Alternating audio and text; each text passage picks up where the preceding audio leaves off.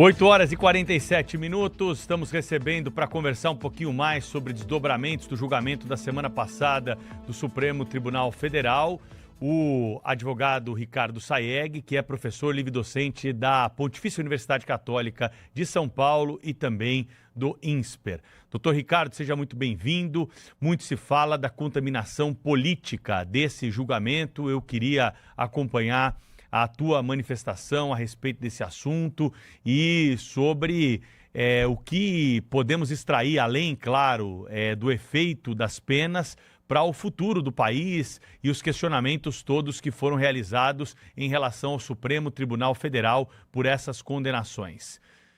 Seja muito bem-vindo aqui à Rádio Bandeirantes, ao Jornal Gente. Bom dia para o senhor.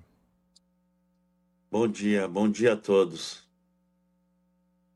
Vamos começar falando sobre a contaminação política. O senhor acredita que o Supremo Tribunal Federal hoje está contaminado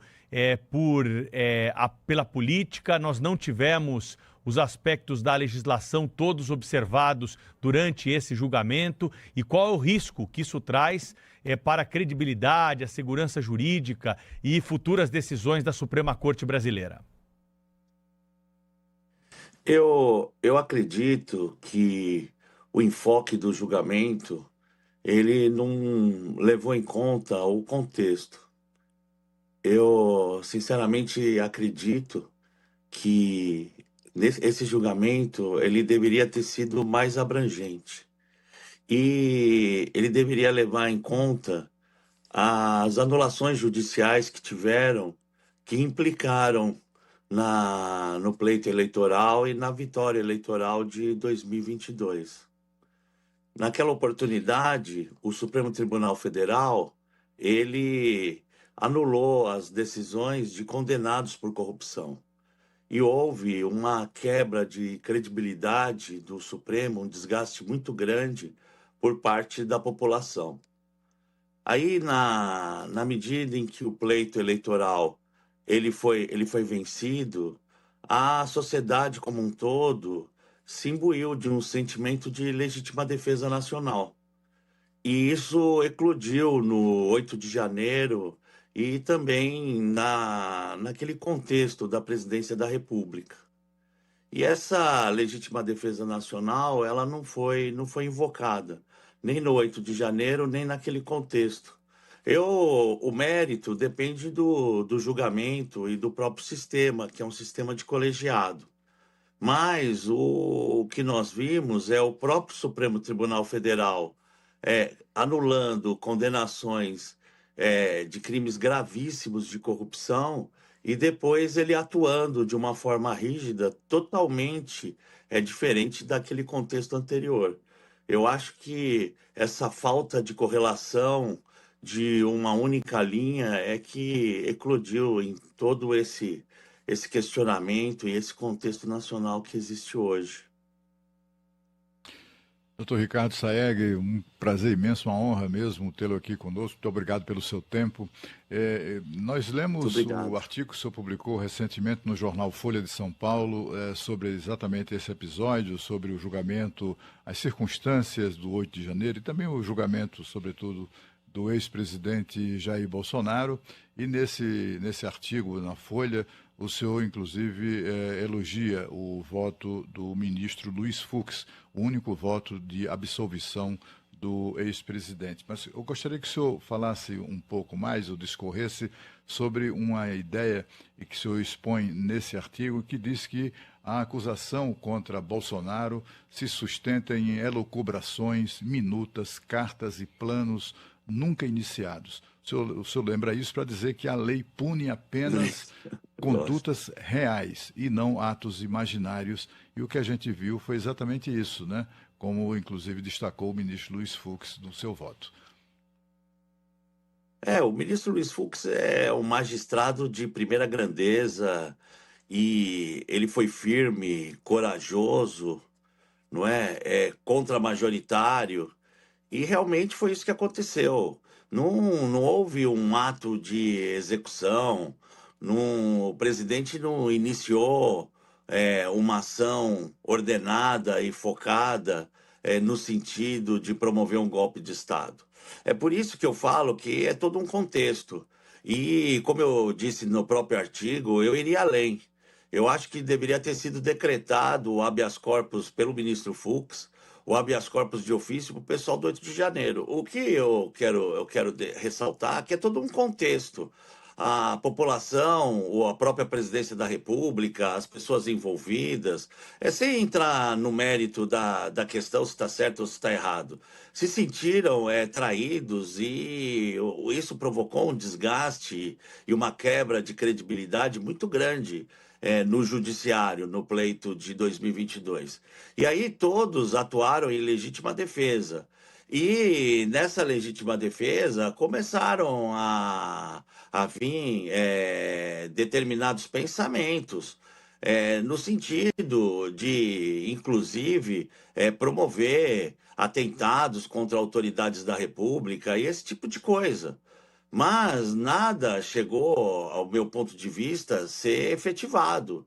E, em decorrência disso, não tem o menor sentido tanto essa condenação do ex-presidente Bolsonaro, quanto a condenação do pessoal do 8 de janeiro. O ministro Alexandre de Moraes, por várias vezes, ele repetiu que, olha, a questão do golpe já está estabelecida com mais de 600 condenações. E, via de consequência, até por uma questão de coerência, seria até natural a condenação do ex-presidente nessa atuada. Mas o que me parece é que não aconteceu golpe nem tentativa de abolição violenta do Estado Democrático de Direito no 8 de janeiro, como também não se efetivou por parte do ex-presidente Bolsonaro e a equipe dele, ainda que tenha havido esse tipo de devaneio, delírio, porque isso não é punível em hipótese alguma. Professor Ricardo Sayegh, obrigada por estar conosco aqui ao vivo no Jornal Gente, Rádio Bandeirantes, Band News TV. Professor, qual deve ser o local da prisão de Bolsonaro e quem é que define isso? Pois agora estão dizendo que o presidente Bolsonaro vai para uma prisão comum. Eu, sinceramente, você vê, a ex-presidente Cristina Kirchner na Argentina, ela se encontra em prisão domiciliar e por um crime gravíssimo e infamante, que é o crime de corrupção, não é?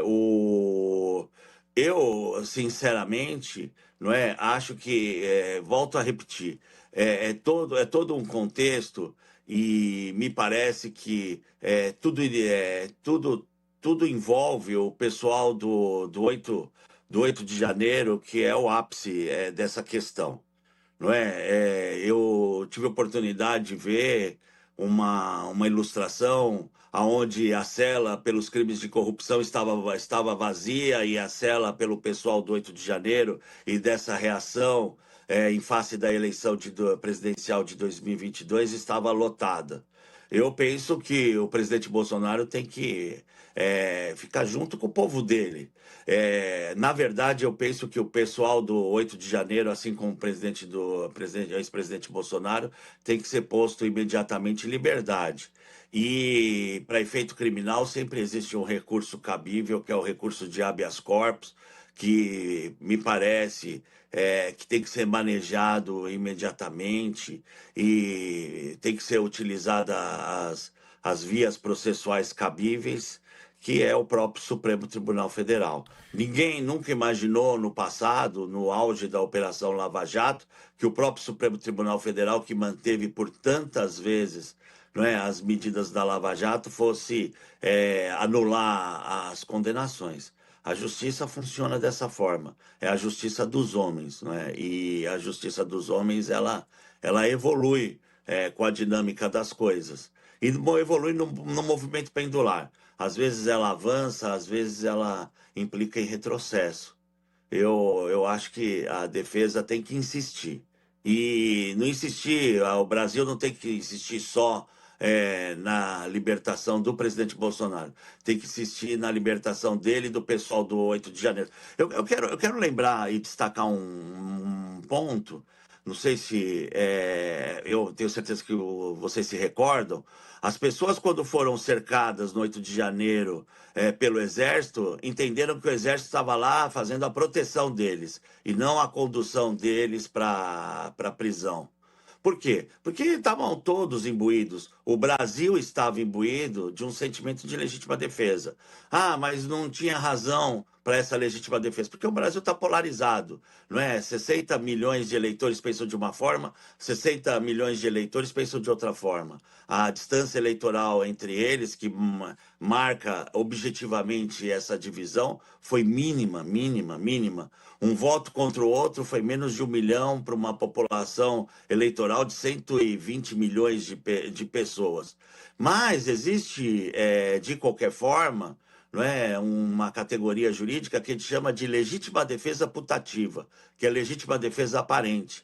E ela é punível pelo crime culposo, não pelo crime doloso, aquele crime premeditado, aquele crime com vontade de delinquir, não é? E nessa medida, me parece que toda a população, e especialmente o pessoal do 8 de janeiro, talvez, não é? Se minha mãe morasse em Brasília, minha mãe estaria lá, porque ela foi na Paulista várias vezes, não é? Assim como o ex-presidente Bolsonaro, a equipe dele, tem que ser posta imediatamente em liberdade, porque foi todo um contexto especial, excepcional, e infelizmente, não é? A legítima defesa nacional não foi posta em discussão perante o Supremo Tribunal Federal.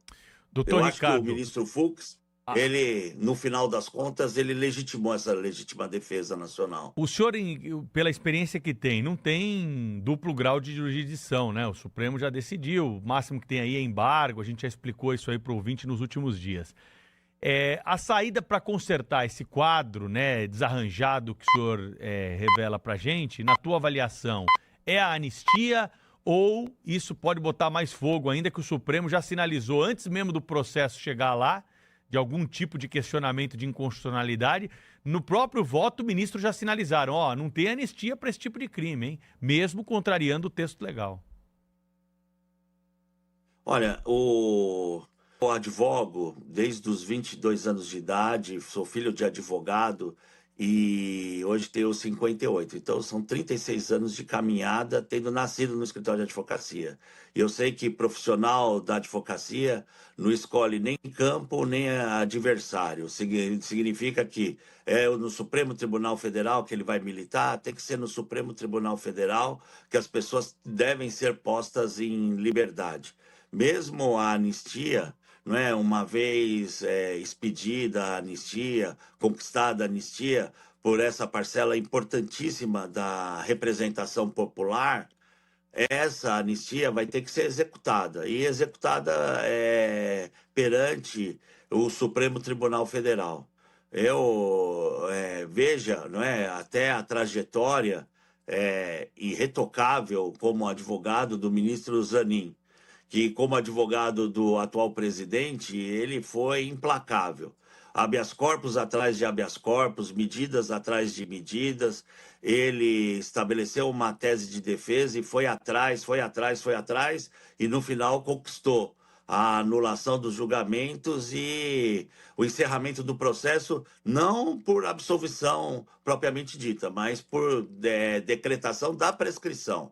Então, essas condutas, não obstante a presunção de inocência, não ficaram resolvidas. E aí a população se levanta, o Brasil se levanta. 60 milhões de eleitores, porque o ex-presidente Bolsonaro foi votado por 59 milhões de eleitores e o atual presidente por 60.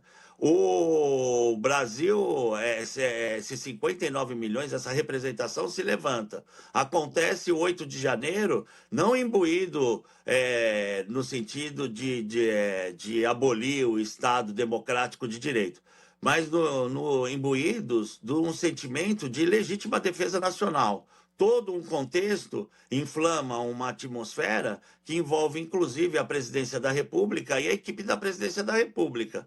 E essa equipe começa a conjecturar, começa a pensar, começa a se estruturar, mas, de fato, um ato efetivo, executivo de abolição do Estado democrático de direito, um golpe de Estado propriamente dito, como o Chávez deu na Venezuela, ou aconteceu em tantos momentos, em tantos lugares do mundo, isso não aconteceu. Isso me lembra a primeira cruzada, aquela cruzada realizada não por soldados, mas por leigos e homens e pessoas de fé, não é? Lideradas por um sacerdote que chegou até Jerusalém e foi absolutamente dizimada.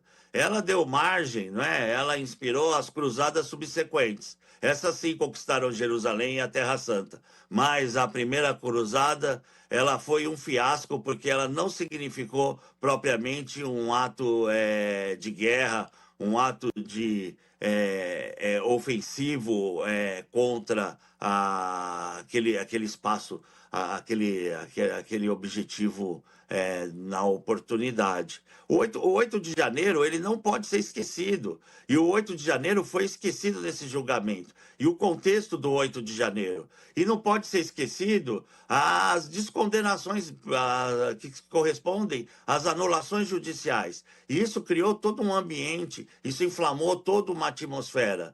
E o direito penal tem que ser pensado no contexto, porque o direito penal ele envolve a punição da conduta subjetiva das pessoas, não é? Principalmente nesse tipo de crime, que são crimes dolosos, crimes gravíssimos, aonde necessitam um ato de execução. Então, o ministro Fux, que é um magistrado experiente, de primeira linha, corajoso, não é? E convicto das suas posições, ele foi e decretou corretissimamente a absolvição. E deveria ter, né, ao meu juízo, com todo respeito às opiniões em contrário, já decretado o habeas corpus de ofício do pessoal de 8 de janeiro, posto todo mundo em liberdade, e aí sim virado a página. Porque buscar, e agora esse discurso de virar a página, com esse monte de gente na cadeia, com esse líder nacional na cadeia, com essa expressão de 59 milhões de votos,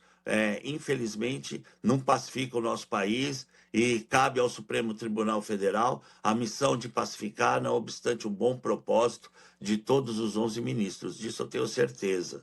Disso eu tenho certeza absoluta. Doutor Ricardo, o senhor é muito experiente, é muito preparado, muito admirado no seu meio, e eu gostaria de uma avaliação sua sobre a seguinte questão. Durante a exposição de cada um dos ministros da primeira turma no julgamento de Bolsonaro, ficou muito evidenciado uma distância qualitativa imensa, sobretudo para quem é mais leigo, mas também ouvi isso de advogados e até de um magistrado muito impressionado com a qualidade do voto do ministro Luiz Fux e com o voto, enfim, eu não digo medíocre, mas um voto que não honrariam, votos que não honrariam as tradições do Supremo Tribunal Federal, digamos assim. É isso mesmo? Ou os 4 que votaram pela condenação não precisavam explicar muito? Aquilo já estava tão definido que aconteceria daquela maneira que não perderam muito tempo com explicações. Muito ao contrário do ministro Fux, porque além de tudo é um juiz, né? Juiz raiz, e sentiu a necessidade, portanto, de explicar e de também embasar juridicamente cada uma das suas colocações. Há mesmo essa distância de qualidade entre os ministros do Supremo?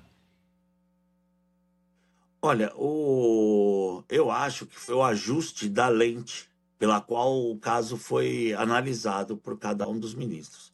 O ministro Alexandre de Moraes é professor titular de Direito Constitucional da Universidade de São Paulo, da USP, que é uma escola do direito tradicionalíssima.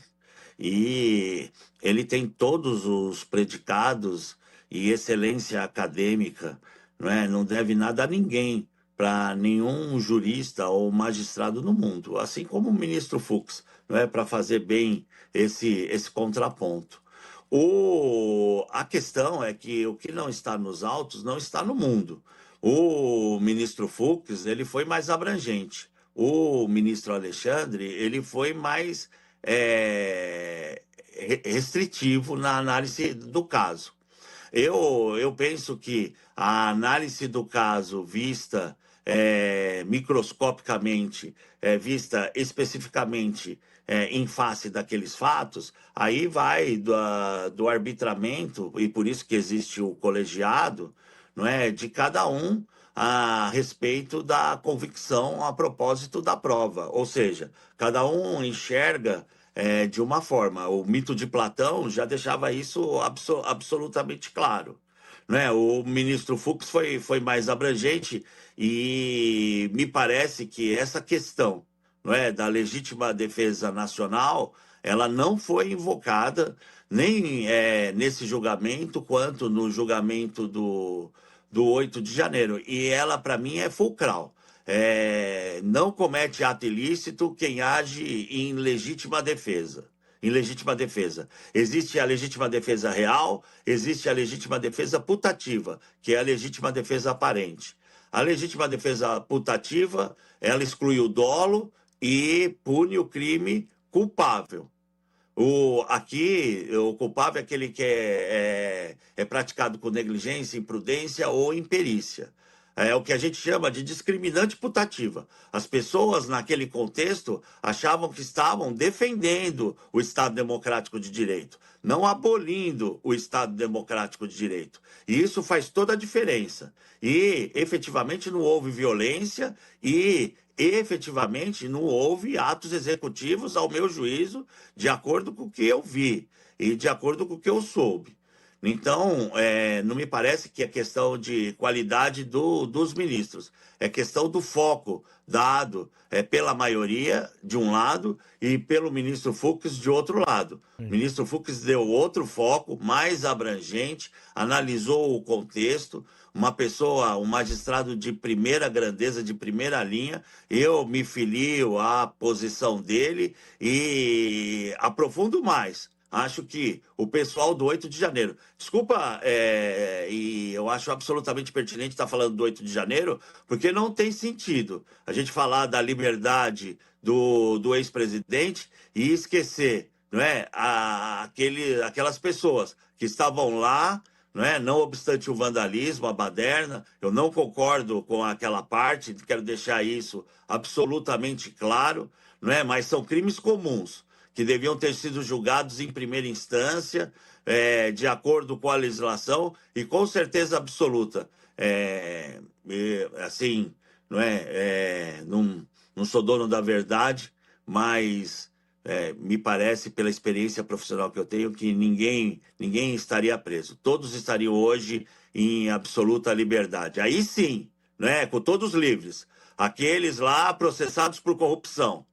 E hoje, aqueles processados por esses atos, e que me parece que se enquadram perfeitamente na legítima defesa ou na discriminante putativa. Postos em liberdade, o Brasil poderia ser pacificado e a gente poderia virar a página. Doutor Ricardo... A minha reflexão... Oi, bem. Pois não, eu queria agradecer o senhor só aí por conta do nosso tempo, mas foi muito importante, né? A gente tem aberto espaço aqui para discussão, o seu ponto de vista é diferente de outros que acompanhamos já ao longo da semana passada, mas é importante para também fazer o nosso ouvinte pensar sobre os efeitos dessa condenação e desse julgamento que movimentou o país. Professor Ricardo Sayegh é advogado, professor da PUC de São Paulo e do INSPER. Até uma próxima oportunidade, doutor Ricardo. Obrigado. Muito obrigado, e eu só quero deixar uma última mensagem. Não há dúvida que tanto de um lado quanto de outro, todos são brasileiros e patriotas. Então todos têm que ser postos em liberdade. Muito obrigado. Obrigado. Um abraço a todos.